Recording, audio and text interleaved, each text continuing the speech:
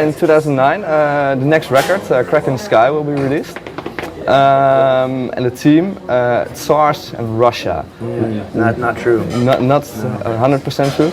No. There's one song about Rasputin. Okay. Yeah. It's called The Tsar. Yeah, that's all. And the album is like an ethereal outer body type of theme, like an outer body travel, ethereal theme. It's not about Russia hardly at all, actually. Okay, what has Rasputin to do with Rasputin has to do with the ghost ethereal. You know, like he had a very fascinating life, and we were extremely fascinated by it. So anyone that's followed up on Rasputin's like existence knows that it was absolutely fascinating. You know what I mean?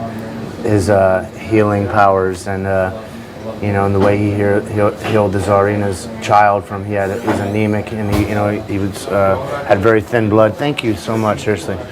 He had really thin blood and like the only person that could heal him or stop that was Rasputin, and so that got him very close to the Tsar and the Tsarina and very tight with the upper crust of Russia back in the Tsaristic time. So I mean that's fascinating. You know what I mean? So we wanted to give our contribution, just one song, and it's like a 11-minute long song about Rasputin, basically. You know what I mean? Yes, it has 4 parts, right? That's so. It has 4. No, yes, it has 4 parts. Yeah, but it only has 4 parts because that's a classic proggy way to display a song.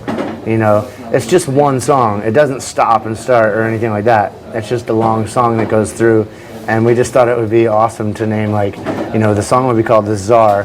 The first part would be called The Usurper, and the second part would be called this, and the second part would be called that. And so it was just kind of like a practical joke within our own camp to do that, just for the sake of prog rock. You know what I mean? Yeah. But you have that outer body experience theme all over the record. But yes, that's mainly what yes. the record is mainly about. Is like outer body travel. Like just and that ties in with the ethereal theme of air, which is the 4th element that we haven't touched on yet. So we wanted to touch on all the elements and then put like a box set out of all the elements: earth, wind, and fire, and water. So, but why did you specifically chose that theme for the record?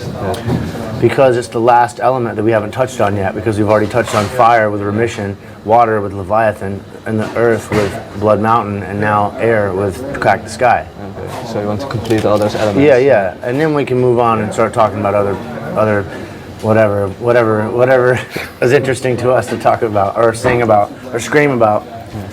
And did this new record. How many? Is it completely finished yet? Yeah, it's totally done. Okay, but why didn't you release it yet?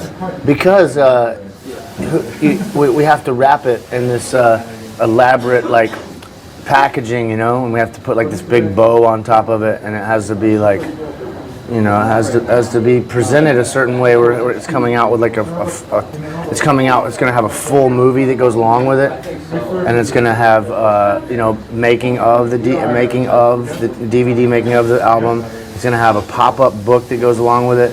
It's like the packaging is insane, so there's no way we can put it out until January because we need this much time to proof the movie and to proof the packaging and to proof the artwork.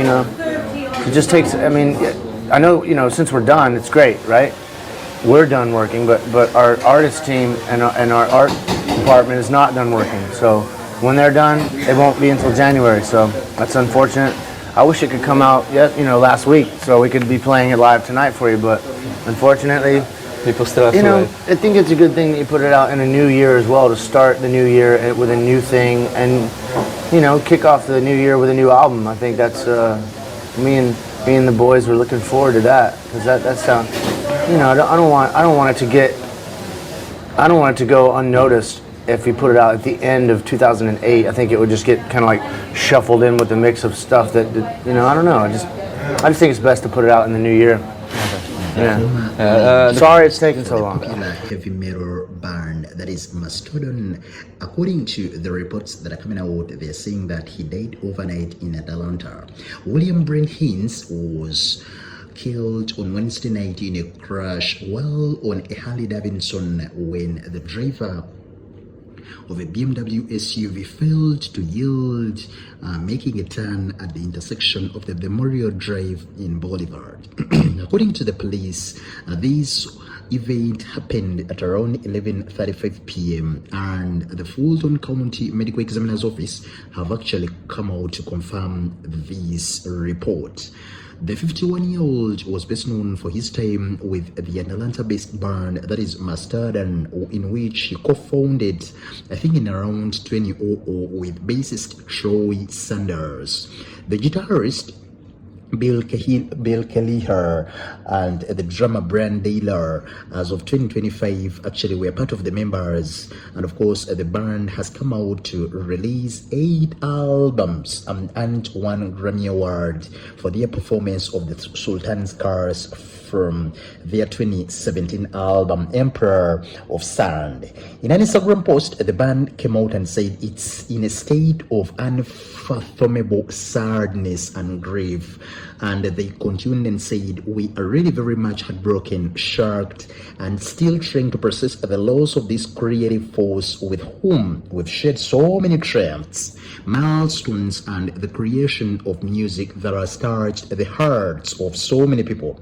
The band continued and said, our hearts are with the Brent's family, friends, and the fans at this time, and we please ask that you respect everyone's privacy during this very difficult time. In March, according to Billboard, I was reading somewhere, they said that the band had announced that they mutually decided to part ways with Hinds. However, just earlier this month, Hinds said he was kicked out. The return to Atlanta band actually was still in a pipeline, and I think he had not rejoined yet again. But of course, it's still a developing story, man. To lose such a very legendary man who has done a lot for rock and roll and heavy metal music is really very harsh and devastating. We are sending our prayers and messages of condolences to all the fans, the family, and everyone who knew and loved the legend. Rest in power, legend. Rest in power, the king.